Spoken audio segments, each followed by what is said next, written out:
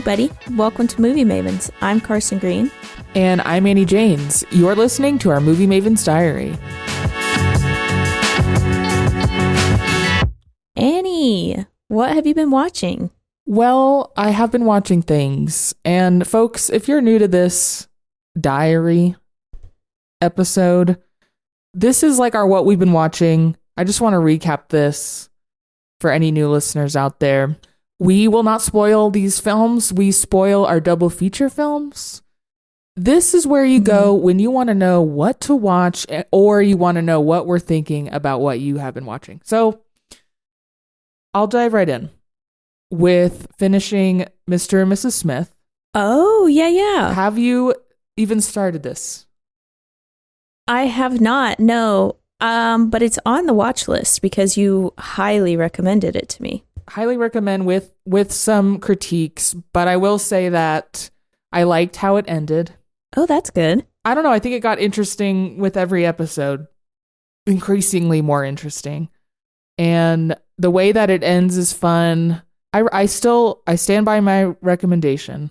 All that to say. Okay. Shout out Childish Gambino. Shout out. Hopefully we can talk about it when you get a chance to watch it, because I really want to know what you think.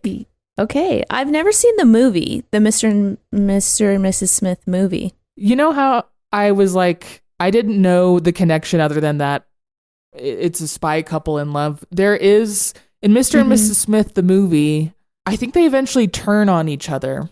And so yeah, I thought that was not going to happen in this, but it kind of does happen. I think it does happen in like an interesting way, like more of a twisty way and or subverted maybe. I think it was a really fun ride. I like that description. Anyways, what's something you've been watching?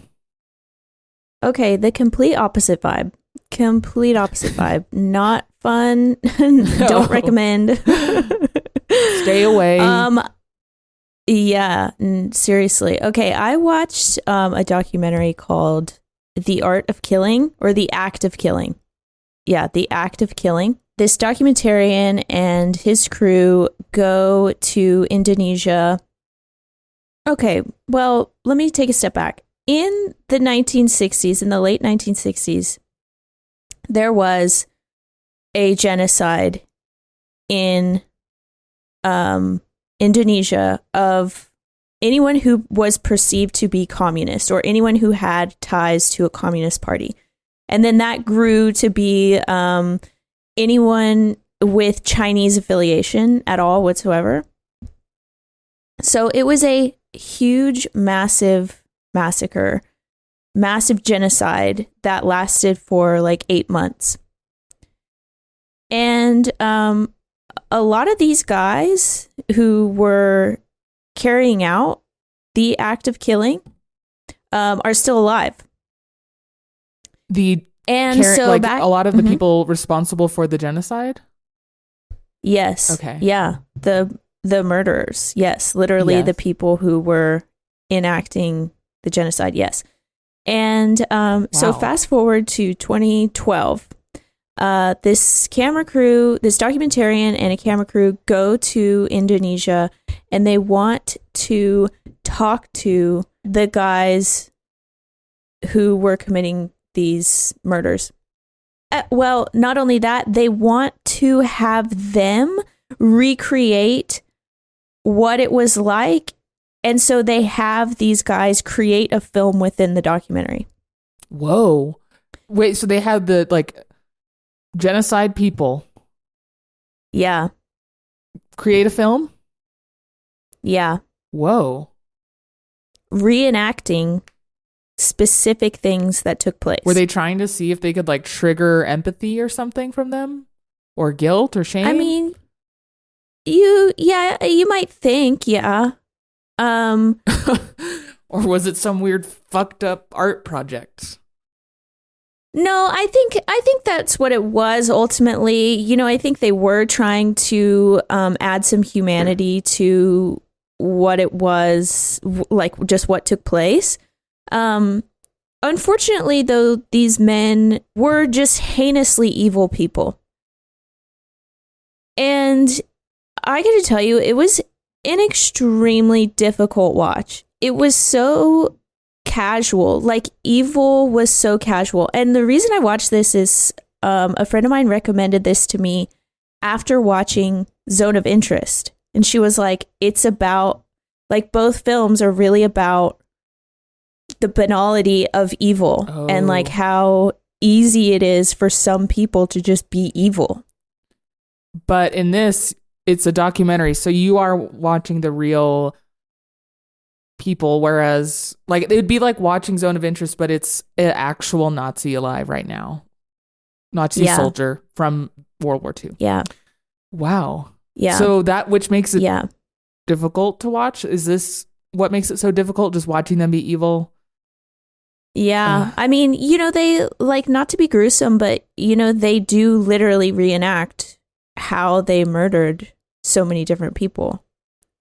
I mean, it was thousands of people. Like, thousands of people died at each of their hands. And it's just like, yeah, it was really painful. And I think just like how casually and cavalier they were, like, about, oh yeah, you know, we had a whole office here and this is how we killed all these people here. And then too, it was really interesting. There were like different, like, okay, there was the guy who runs the printing press in that particular town, he like hosted a lot of the guys so that they could go and kill people in the printing press. Like, he had no problem doing that. And then, you know, all these years later in the documentary, he's like, oh, I had no idea what they were doing. But, you know. Yeah.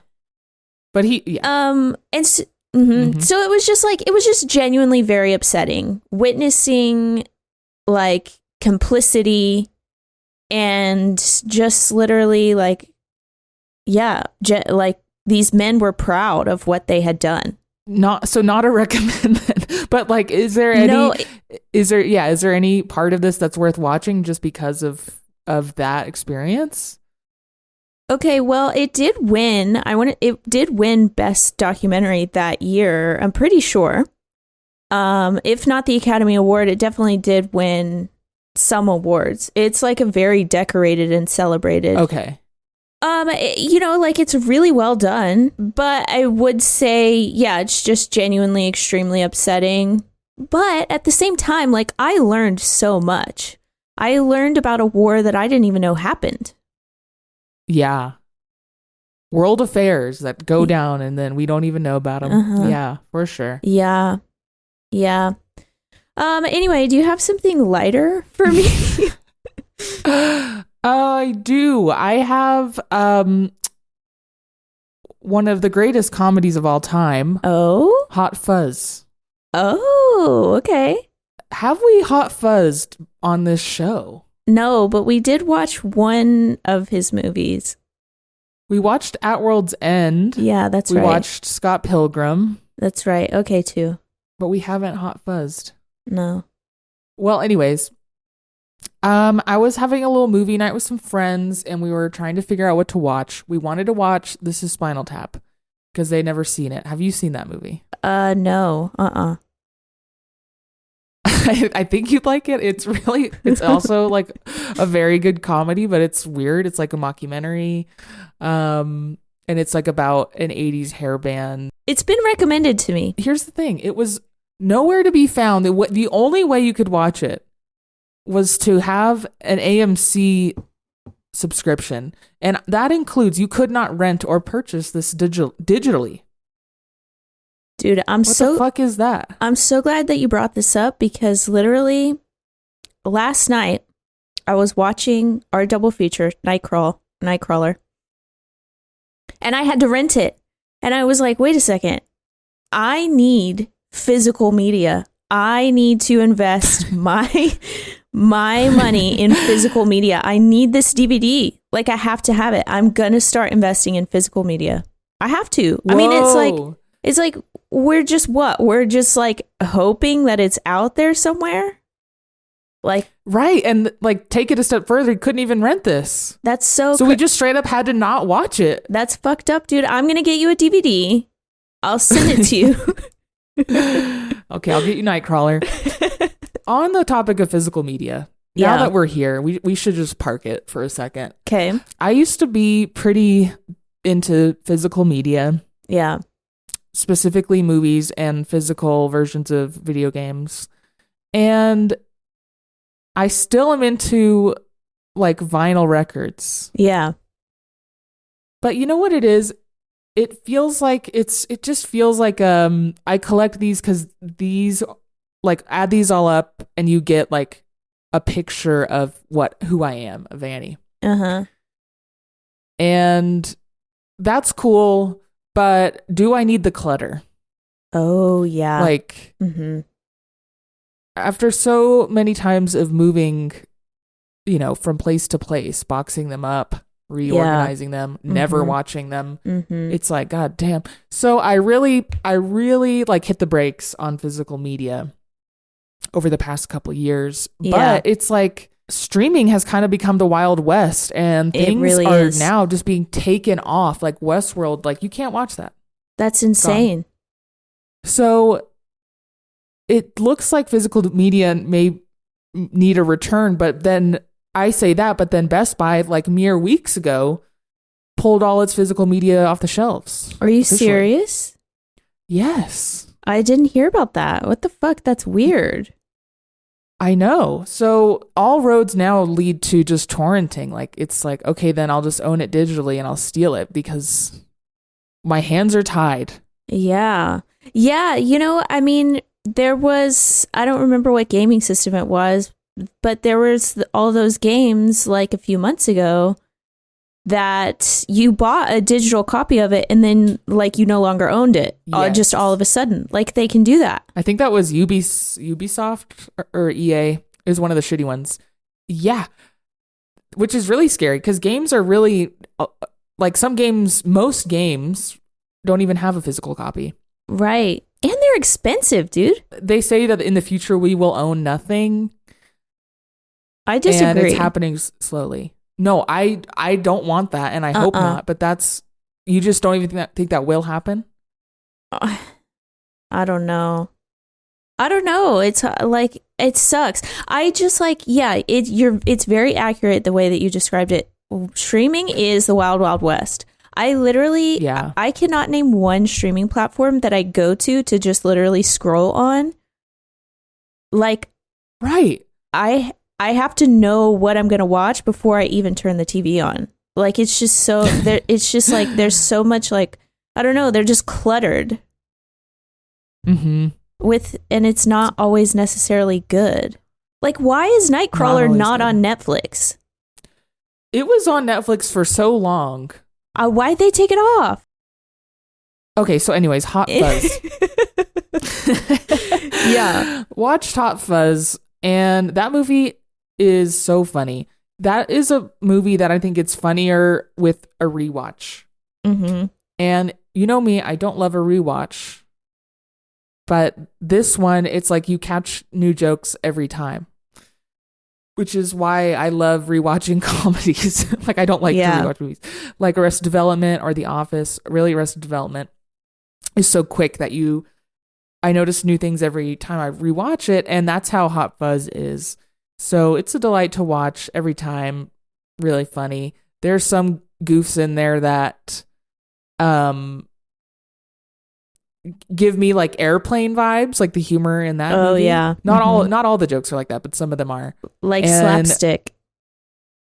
Yeah, or just like one scene, the main character, Simon Pegg, is trying to go talk to his girlfriend, but his girlfriend works at, she's like a I don't know, a CSI person that is collecting evidence and marking things, cleaning a crime scene. And her and a dozen other people are wearing like head to toe coveralls with like a hood and goggles and a mask on. So everyone looks identical. But Simon Pegg like runs into the house and he says this whole long spiel and ends it by saying her name, Julia. And then the guy replies, "I'm not Julia." And then he just turns around, literally just like 180s, and then he just says it all because he's facing her now. Like she was just like 1 foot away. Oh my God. Very funny. That's silly. So yeah, that would certainly brighten your spirits after the act of killing. You know, it's funny. I have heard from someone else that on every rewatch of Hot Fuzz that they find something new.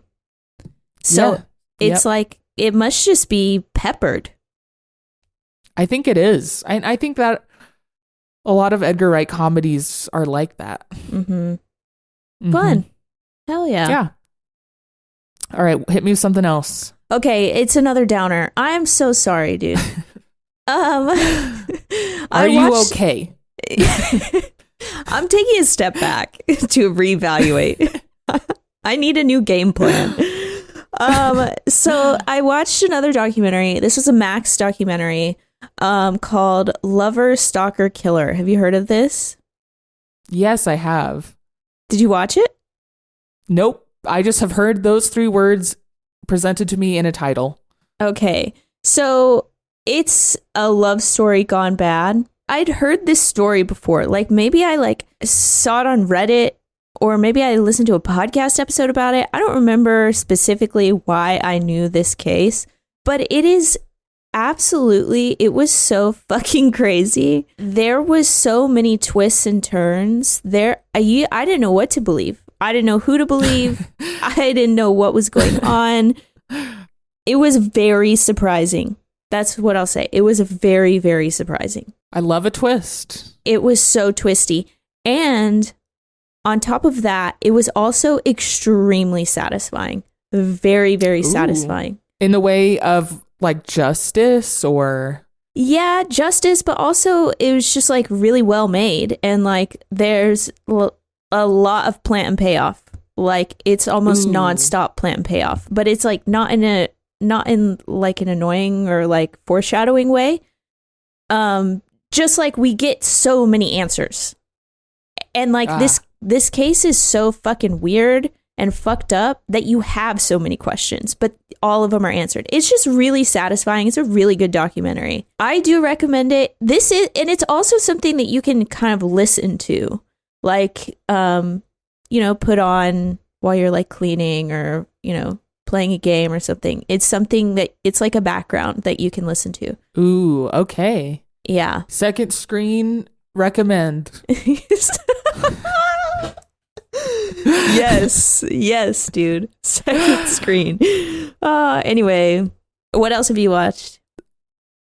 I watched 2 episodes of the Vince Staples show, which is new to Netflix. Have you heard of this? Vince Staples as in the musician? Yes, Vince Staples.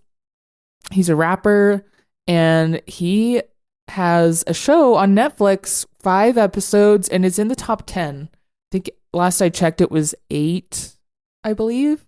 Good for him, dude. Yeah, good for him.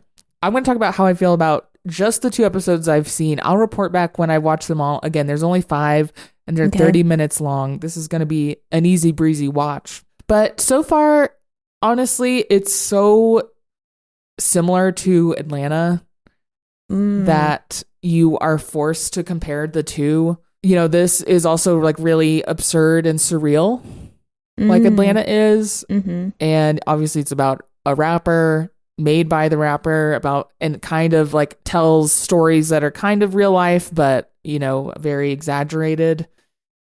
And it's basically Atlanta, but not as good. Okay. And that's not because it did anything wrong. It's just that Donald Glover like started in film. He's older, wiser, better, faster, stronger, Yeah. He's just like a more, I don't want to say talented. He's more skilled. He's older. He is literally older. It's just how Vince Staples opens for Childish Gambino. At least he did when I saw them. This is like the opening act to watching Atlanta. Okay, that's kind of cute. Not only that, but like there's a full episode that takes place where like he's in jail, like he got pulled over, but he had a warrant, so they just had to hold him for a while. And something very similar happens in Atlanta. And in Atlanta, I think it's like episode 1 or 2. In this, it was episode 1. So it literally is making you compare them, which I don't think helps because it just isn't going to be as good. So I still recommend if you like Atlanta and want more.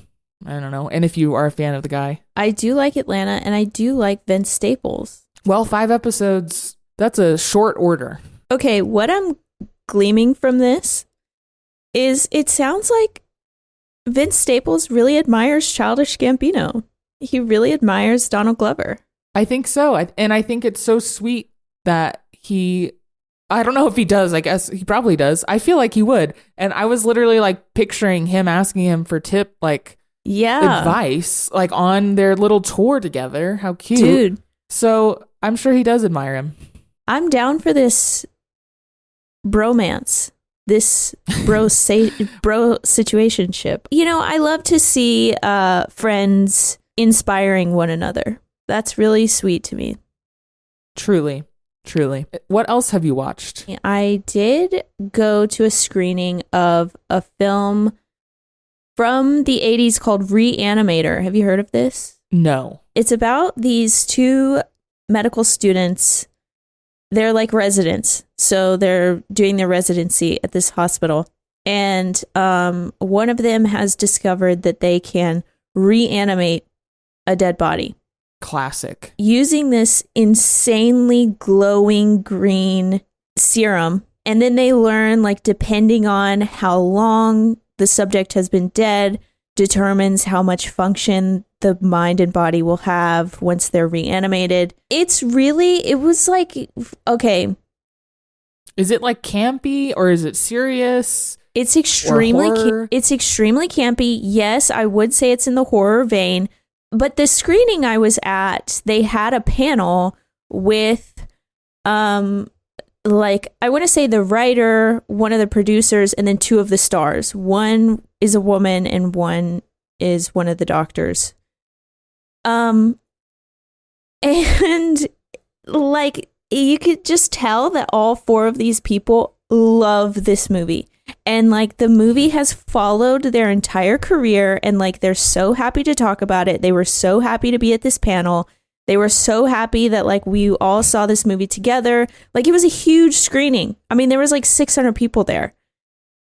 And wow. It was just like, it was like really heartwarming and just kind of like, okay, like this is what like you do create kind of like this quasi family when you're making a movie. And then, you know, like you birth the movie together and then you just have this baby that you follow along for the whole rest of your life. And something else I learned at this screening. Okay, I go to a lot of like, I see a lot of movies. I go to a lot of different screenings, whether it's AMC or like a local, what do you call it? Like an art house theater? Yes. Thank you. Yeah. And one thing I did notice about this screening, I really liked the audience at this one. Like this movie is very weird. It has a cult following. It's extremely cult. And so a friend of mine invited me to this screening and she was like, you know, I've never seen it. I had never seen it. We went just like 0 expectations. It was just like a movie that we wanted to see and have this experience. But like the audience loves this movie and they have seen screenings of it and they have gone and they have showed their friends and they have talked about it and they have read books and they have watched interviews and, you know, and you could just feel like the fandom in the audience. And I don't know, that just like really warmed my heart. It was so like, it was a good screening. It is touching to see a large group of people get behind a single anything. Yes. Yeah. And like collectively love something. Yes. Okay. The last thing I'll say about this is it's really interesting. This was probably the worst looking film I had ever seen. Like I have never seen a film so beat up. Like where they would break and you had to change the reels. I've never seen such beat to shit of such a beat to shit film. Like I'm serious. I think it's because like it's so beloved and they've shown it 1 trillion times. And they have one print. they have to use. Yeah. That's funny. I don't think funny. I've seen anything like that. It was really interesting. It was a great experience. Would you recommend the movie like just to watch at home, or will it not translate as well? I think I would recommend it for your movie night. The next time you guys are like, let's watch This Is Spinal Tap, you know what? Let's watch Reanimator. Put Spinal Tap back on the shelf. Because you've sent me the DVD. Yes, exactly. Okay, well, that has been our Movie Maven's Diary, I believe. Yeah, I think so. If you would like to recommend us something to watch next week, hit us up on Instagram at Movie Mavens or send us an email at moviemavenspodcast@gmail.com. And that's it. Movie Mavens all the way out.